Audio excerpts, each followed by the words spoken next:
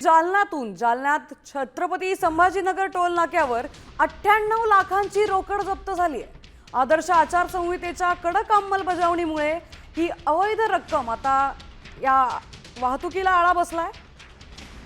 आपले प्रतिनिधी अक्षय शिंदे आपल्यासोबत जोडले गेलेत। अक्षय, काय सांगाल, काय अधिकची माहिती आहे? खरं तर जालना महानगरपालिकेची निवडणूक सुरू आहे आणि यासाठी जालन्यातील चौ बाजूला एसएसटी पथक तैनात करण्यात आलं। काल जालन्यातील छत्रपती संभाजी रोडवरील नागेवाडी टोल नाका आहे आणि या ठिकाणी एसएसटी पथकाने तब्बल 98 लाखांची रोकड जी आहे ती जप्त केलेली आहे।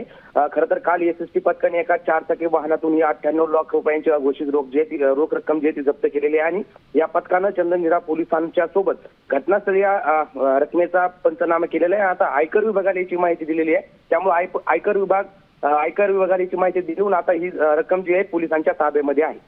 नक्कीच, धन्यवाद अक्षय, आपण दिलेल्या सविस्तर माहितीबद्दल।